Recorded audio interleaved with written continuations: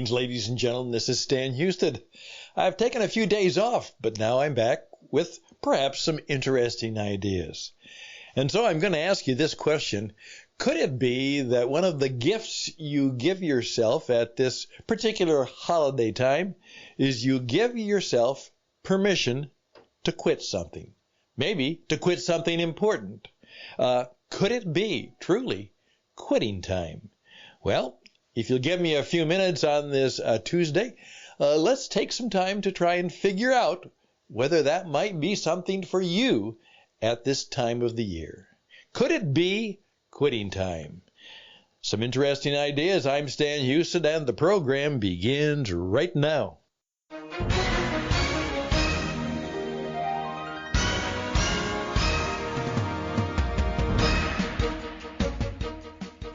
It is the 6th of December. Now, many people don't know about it, but this is actually the beginning of Santa Claus time. The 6th of December is the festival, the feast. It is the saint day in the Catholic Church tradition of Saint Nicholas. That's right. And Saint Nicholas was a real person, and he was known for giving gifts. And it goes back many, many years, and it's not necessarily a happy story, but it is a true story about someone who felt that they were called to do some significant work. So I would encourage you. Now, part of the thing that made it interesting for my family is when our children were growing up, we lived in the Netherlands Antilles and then actually in Holland itself. And the big Christmas day was not Christmas. It was actually St. Nicholas Eve. It was the 5th of December, and on the 5th of December, that's when families would get together and they would celebrate the feast, and they would give gifts at that time. And that was kind of it. After that, the rest of the Christmas season was for food and friends and family. And the Christmas day was usually not a gift-giving time because the modest giving of gifts was primarily practiced on the 5th and 6th of December. It was a custom that our family got used to, and we really enjoyed it. And of course, our children will tell you very much they at this time would celebrate, and they went down and saw the coming of Saint Nicholas. And it was quite a time, and almost all the people who have Dutch ancestry will tell you that that was a moment in their childhood, and there are many fun and friendly and family memories about that. So I thought you should know about that, and perhaps you should take some time to find out a little bit more about the story of Saint Nicholas, the true story, the real story of Santa Claus. And then those of us in America, and obviously it's a part of the celebration for many people, but it's not really a celebration, but it certainly is a commemoration because we remember it so well. As some people will tell you, at least if you're an American, they know where they were when President John F. Kennedy was shot. And that's true of my generation. And a little bit later, those who were of the age to know, they knew where they were when they first heard of the World Trade Center. Well, you go back a generation or two beyond me, my parents, they knew where they were. They can tell you where they were on December 7th, 1941, and that's where they heard the news that the Japanese had attacked Pearl Harbor, and it meant that after many years of trying to avoid the situation, the United States was at war, and that's where the war in Europe and perhaps the war in Asia truly became World War II. It primarily began on this day, on December 7th. So we're right in between some interesting dates to remember and things to think about, and perhaps to guide some of the things we do and think about. But I also came across just recently, because Last week, I talked to you a little bit about it was time to see if we could quit being mad, quit being angry, quit being upset, and could we begin to quit and forgive? How to forgive people who've done you wrong. How to quit forgiving, and I know holding those, I'm sorry, go back, to quit holding a grudge and quit holding that resentment and quit holding that anger, and see if you could begin the very difficult task of actually forgiving people and things and situations that are holding you back, that you could quit that stuff that might be holding you back and start to enter this time of the year with a new sense of forgiveness and gratitude. And a forgiving and grateful heart is seldom a fearful heart. So I would encourage you to think about that. But I was also challenged because it's something that I can talk about and perhaps help you with. One of the programs I have done, and I would be happy to go back and perhaps review it for you, and it turned out to be one of my more popular online programs, and it was called How to Quit Your Soul-Sucking Job. And I would love to, if that might be helpful to you, maybe that's something I should revise and update and put together. And it was just that. It was the realization that you finally come to is that this isn't working for me anymore. I'm working, but it's not working for me. How do you quit your job? Particularly when you're afraid, and you're always afraid. What if you don't have something else? Can you quit your job before you actually have another opportunity or another situation, or perhaps even have another job? And then, of course, you quit your old job. Well, that's where I try to help people see how they might go through the process of actually learning for, preparing for, and going for another opportunity by thinking about and being about how to quit your soul-sucking job. So I just share that with you, and if you'd like to know more about that, I would be happy to perhaps help you do that. Well, that got me, obviously, because coming across, I'm always looking for things that might be helpful to you. And I came across from Strategy and Business, which is a PwC publication. It's a consulting group, Strategy and Business.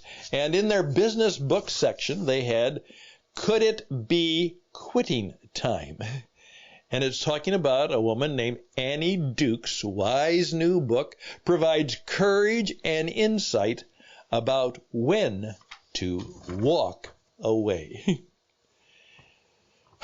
You know, we've heard about the people called quiet quitting, and that's not the way to do it. That is that people are just simply putting in their time, doing a job, but for the most part they've quit, and they're doing just enough to not get fired and perhaps not even get promoted because they don't care. They're just going to put in their time. If you ever considered when you might opt out, you may already understand the key lesson in Annie Duke's new book, Quit, The Power of Knowing When to Walk Away. And here she says this. Now, this is very interesting for me who wants to teach, and I'm very much involved in perseverance. You know, press on, persevere, persistence, because one of the keys to success is perseverance. Hang on, press on.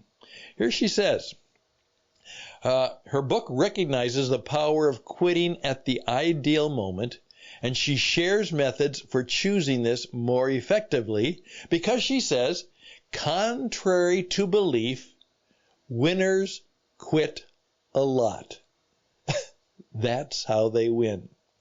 And interesting, she has a rather bestseller, another recent bestseller, Thinking in Bets and How to Decide, was a backstory that endows her work with a certain allure.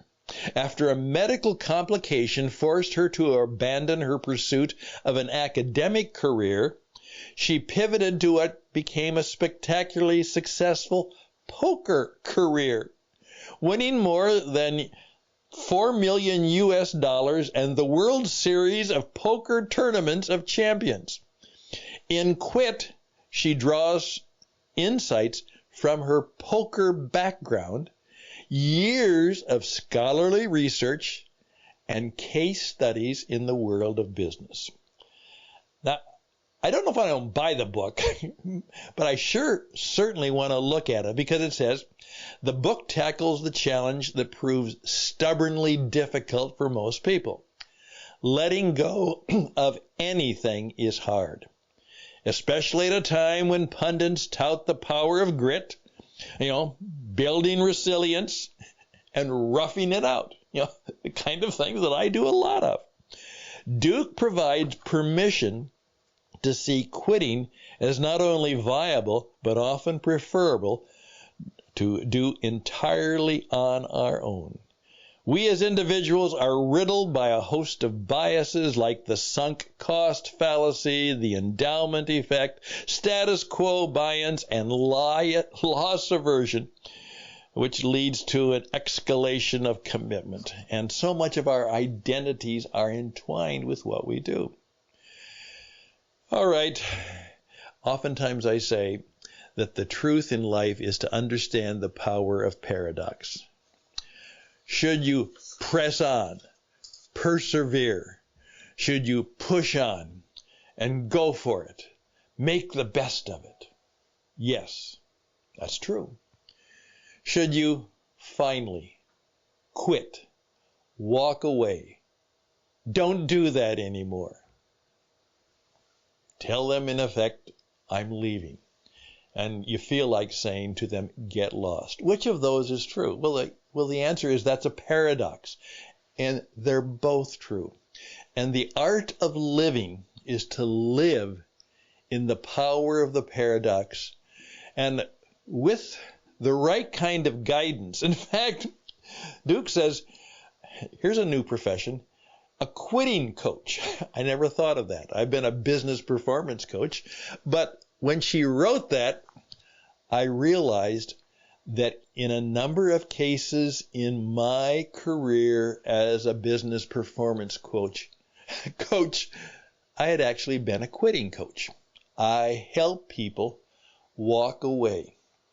In fact, one of the most successful things I did is there was a company of 5 partners, big firm in terms of their influence, and they asked me to come in and help them get their act together because they were all having, the total dysfunction.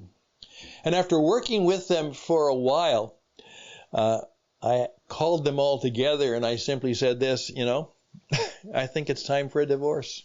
I don't think this is going to work. None of you are happy with the situation you have, and I don't think I can make it happy, and I don't think you can either. I would suggest that each of you find your own way. And you know what happened? That's exactly what they did. The firm fell apart, and each one of the partners went their own way. And guess what? They all were able to establish successful niche, fit them perfectly in best as they could identities, and all of them were very successful in their operations, and some of them were extraordinarily successful. And after it was all done, guess what? They became the best of friends. That's one of my wonderful kind of resurrection, death to life stories. They all quit, and it went on to a better thing. So in that terms, I guess I was a bit of a quitting coach. Hey, I just want you to think about this. This is Tuesday. Could it be that one of the gifts you should give yourself going forward, this end of the year, start of the new year, that you give yourself permission to, I would say, think, talk, pray, ask counsel from somebody who will help you, and see if truly it's time to QUIT, quit. And again, I always give permission to a book I'm going to check out by Annie Duke, a poker player, who says, could it be quitting time? Just some interesting ideas. I'm Stan Houston. That's the program. Give me a little time to promote myself, and I'll be right back.